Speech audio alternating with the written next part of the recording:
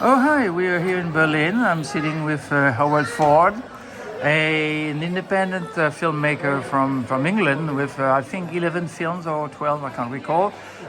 We want to know, Howard, tell us about you, how you started, what films you have, and what kind of projects you have for Berlinale and for Cannes, maybe. I Hi. will. Always great to see you, Bruno. And I'm here in Berlin 2025. Very excited about it. I'm about to do my 12th feature film, so I've done 11 so far. Oh. Most recently, and I've got one coming out this very week in this very country, so Really? which is River of Blood, which is a kayaking movie with cannibals. I see. I think it's about time kayaks met You love cannibals. genre films, right? I do love a genre film. I mean, my brother and I made The Dead and The Dead to India back in the day, and they did very well. So When was that? well, we actually shot The Dead in 2008, and so it was released in 2010. 2011, it became a #1 selling movie in America. At the time, you know, Blu-ray, DVD, and all of that stuff. So we shot that was shot in Africa, and the next one we shot, The Dead 2, was shot in India. We are thinking about a third, but I cannot confirm or deny the rumors. Okay, that's an exclusive for filmfestivals.com. Wow, Yeah. thank you. Are #1 and 2 visible on Netflix? Or They're still out and about. They're still out and about. But of course, if we make a third film, you know, it will bring the dead. It will rise up Back again. to- You know what I mean? Then we'll have a trilogy. So there we go. We might just do it. We're discussing it right now. Can't wait to. So I also know you have a parallel career with shooting and advertising commercials. I have. So I've done, as a director, as I say, I've done 11 feature films so far. As a commercials director, I've done more than 300. I kind of lost count around the 300 That's mark. It's amazing. 300 and something. Yeah. And that's taken me all around the world. You know, I've done commercials for, you know, Guinness, brands like that. Worked for Saatchi & Saatchi, Lintus, McCann's, DDB. The big ones, yeah. Yeah, Unilever, Lever Brothers, Procter & Gamble. I've done them all. I've Okay, done them the all. big brands. Well, tell me, is there anything you learned from that helps your independent filmmaker career? Every single commercial helps my independent filmmaking yeah. career. I mean, I see each commercial as a mini movie. You know, you get 45 seconds, sometimes it's 30, sometimes it's up to a minute to tell a story, and you've got to tell a story in that time. So it really hones, you know, sometimes like I'll be on doing a movie. I remember shooting my film Never Let Go, and I thought the very beginning scene, I thought, oh yeah, I'll do it like that Nescafe commercial. And I remember that now. We had the light there, we had that, we had a bit of orange, and I thought, bang, let's go. You know, so straight away I can, you know, call all those resources. So I put all of the commercials experience into my features. It just gives me a grab bag of tricks to get on with things. And also, sometimes I think, yeah, with commercials we have a load more crew. You know, we might have 50 or 100 people around, but sometimes you take a shot and you think, I could do that with just me and a couple of others. So let's just go back to the core essence of what I was doing, you know. Yeah, and did you build a team? Did you meet people that now are working with you on the filmmaker side? Yeah, definitely, and it came hand in hand really. So sometimes I meet people on the film side, and then I say, "Hey, do you want to come and do this commercial?" Or even if they're not on the set, they might work in post production or something. You know, occasionally you can bring actors in that you've met, and I love working with people I get on well with. I think life is a bit short, and you've got to have fun and you've got to enjoy yourself. So I love working with, you know, a team. Like, for example, River of Blood, you know, Sarah Alexandra Marks, you know, Louis James, and Tiffany Hannum Daniels. They're people who worked on my previous movies, like Escape and things like that. So, and David Wayman, who's in The Ledge, he's also in, and Ella Starbuck as well, who's in Escape. So, you know, it's like a theatre group. Sometimes we go off and make other movies. So I like doing things like that when I can. Right. Can you now picture your movie coming out in Germany, River of Blood? Yeah, River of Blood, which is being put out by the fantastic Reinvent, who are absolutely lovely people. Yeah. Copenhagen-based company. They financed the movie, and basically it tells the story of 4 kayakers who they go on a beautiful vacation. They hook up with a local guide played by Joseph Milson, who was in Casino Royale and many other movies like that, and they take a wrong turn, so they end up going on sacred land where they're not meant to go. And there's been a tribe of cannibals. They've been there for hundreds and hundreds of years. They're not to be disturbed. You're not to go on their land. But of course, one of them gets lost and they go on their land, and one by one, they might just meet their fate. Remember that line? I'm having an old friend for dinner. Yeah. Nice Chianti. Very nice. So there's a bit of Silence of the Lambs. Silence of the Lambs. What a I great released that movie. Wow. Seriously. That movie. Jesus, I must have seen it 20 times. It's incredible. Everyone in it is incredible. Everyone was on point on that movie. It's an incredible piece of work. Yeah. And my friends still remind me that I did lots of premieres, VIP premieres or Friends or whatever, and some of my friends at this time were pregnant. And they saw that movie and said, "Hey Bruno, you didn't warn us," because it's in my condition, it was not easy. Anyway. No. But so, what made you a fan of the genre movies? What can you remember your first film you saw that made an impression? Say, wow, that's cool. Maybe it should be fun shooting. Or... Well, two films actually that were really instrumental in it. One was Sam Raimi's The Evil Dead, the original Evil Dead, and the other was George Romero's Dawn of the Dead. I mean, I've now since seen most of Romero's films and a lot of Sam Raimi's films too. But at the time, I was 13, probably shouldn't be watching those films on a VHS tape in my mate's house and Dawn of the Dead in the upstairs of a chip shop in Hove, UK. But those films made an indelible mark on me, and I was absolutely terrified. I knew they were movies, I knew it wasn't real, but at the same time, I was utterly terrified, and I kind of wanted to do that for other people. I wanted to give people that roller coaster ride. That's what got me into horror at the time. And not all of my movies are horrors, they're thrillers too. I even made a family movie called Adventure Boyz, Boys with a Z, which I'm in as well with my sons and a whole load of great actors, one from Harry Potter as well. And that was a movie about getting people off devices and into the real world. Hey, I've made one family movie. Check it out. Done. Check. You see. And when you watch a horror movie,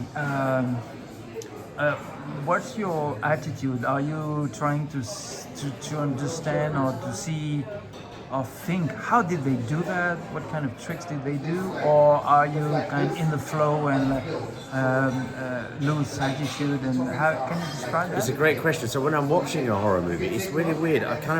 My brain divides into two. So there's one half that's just watching it, being entertained and enjoying the story. Because I think as humans we need stories, and we have done since for thousands of years.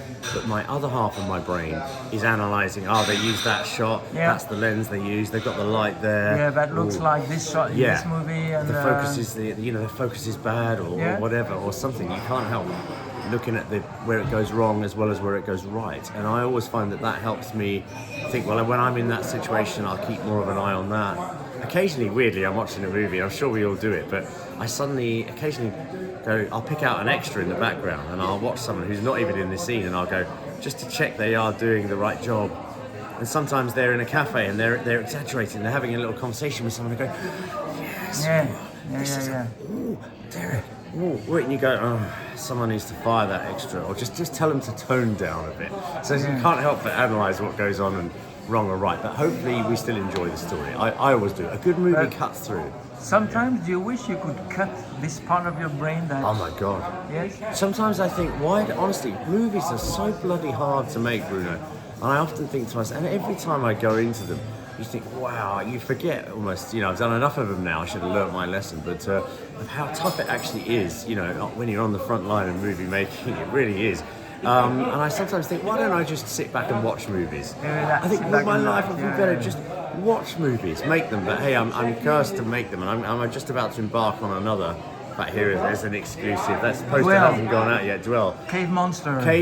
I mean, creature features I really like. I love The Descent. I think Neil Marshall did an amazing job at that, and he's a great director, and I love that movie. So I thought, hang on, I'm going to do something like that, be cool, and have a monster in it, have a creature in it, and so that might be the next one. That might be the one that's coming to Cannes. So I've got to get that shot between Berlin and Cannes. Remember, you should also bring films to Porto. I'm a partner of the Fantasporto, a good friend. I've been there years and years, and they have a great selection of films you'd enjoy. What we said reminds me, I was a distributor, and your job when you're a distributor is first time you get to discover the film is all right. What's the target? What is it going to appeal to our country? Yeah. They were US based from majors, from Fox and Sony. Wow. So your mind is busy when you're watching, and I do remember, and for me it was an experience, a very interesting experience, watching Bad Boys. Yeah. So Will Smith was not well known, just like the Prince of Bel-Air, something like TV series, not very big for commercial success in theatrical. And I didn't know the directors, and it sounded like another action movie from the US. So I said, well, let's watch it. And I swear, after 15 seconds of the movie, I said, all right, I can sit back and relax. Yes, that's for us. So slick, that's wasn't it? big. So stylized. Oh yeah, and I knew it, and therefore my brain was totally Wasn't it open. Michael Bay? Am I getting that wrong? Michael Bay. It was yeah, Michael Bay, wasn't it? And a we lot of brought people it. knock Michael Bay. He's brilliant. He's I mean, huge. come on. He's huge. He That shot, man knows what he's doing. He shot big movies now. Yeah, and, So we brought the movies to Cannes, and what I can say, I remember we discussed the Porsche sequence, the opening sequence. You have the Porsche racing against a plane. It's amazing, And he told me, well, the studio thought it was too risky. They didn't want to put an insurance on that, blah, blah, blah. Imagine. So I used my car. I used my Porsche and drove it. Good on him for that. Good on him for that. Yeah, Will Smith is fantastic, And at this party in Cannes, I had Will Smith rap.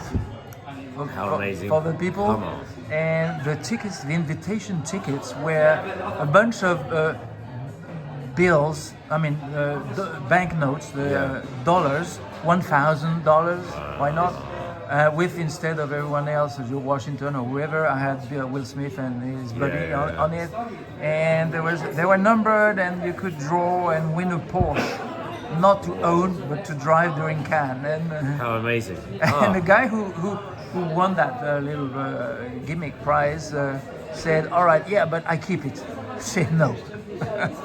Wow. Anyway, what a movie. Anyway, so let's go back. So Cannes, by the way. Yeah. So you mentioned your plans to Cannes. What's your agenda there? So Cannes. I've got 3 films pre-selling at this market here in Berlin. With Reinvent.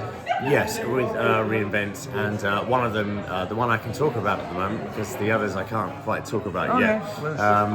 Is talk Dwell, about which that is in one Cannes. of my independent movies. And the great thing, what I love about doing my indie movies, because I do movies that I just direct and then I don't necessarily produce, or sometimes I don't write either. With Tom Boyle was the writer of this. He wrote my movie The Ledge.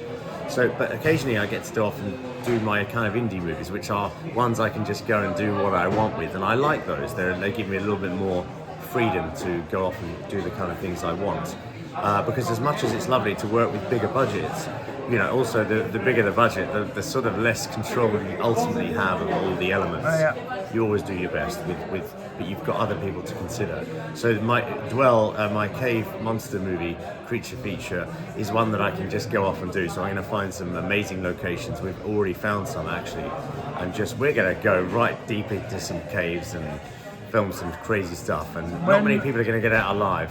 When do you plan to start shooting, more or less? Sort of middle of April. We're going on a location recce early March, so it's not long now, and we're isolating, finding a few points that look like they work for the story.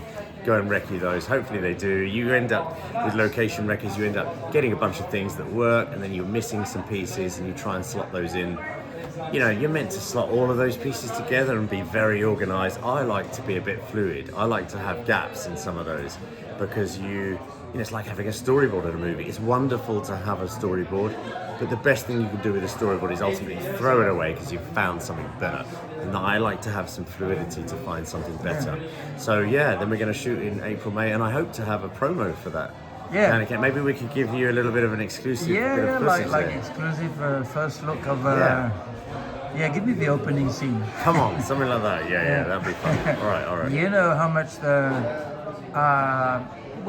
sometimes sharing things like that in advance can really have a big impact on the way the industry perceives the movie. As an example, I remember working with Oliver Stone on The Doors. Oh wow! And Yeah. as a matter of fact, he started selling. It was with Carolco at the Yeah, time. yeah, I remember them. They did a lot of good Big, stuff, big right? movies, big lineup, great films, great producers and filmmakers all around. Yeah, some And amazing he actually shot something before the movie just to sell it. It was, and I decided that's not only the teaser trailer, but that's the poster. You had a shot of Jim Morrison on the back, smart because you didn't see it was Val Kilmer, and he acted like Jim Morrison, and he's walking towards the stadium, towards the light, fades into the light, and then it goes. The ceremony is about to begin, light my fire, and all of that. Wow! Right. And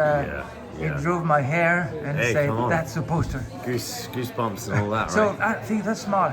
Getting some bits and putting them together in a nice way as a sizzle, as a teaser, as a promo. Yeah, let's do that then. Come on, let's do that. I'll do Really that. We'll get helpful. some stuff out. Anyway, can't wait to see you in sunny Cannes, because the Berlin we have here.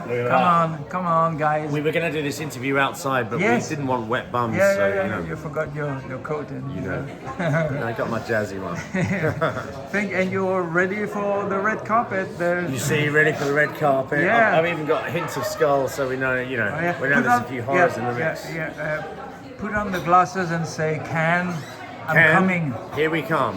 Yes. Oh Thank yeah, you so glasses. much. You want glasses? I Yeah, should listen yeah. to the director. Right? Always listen to the director. It's a popular tip. Thank- Ken, here we come. Okay. High That was an five. out point. High five. High five. Cheers, Bruno. Thank you. Thanks so much. Pleasure.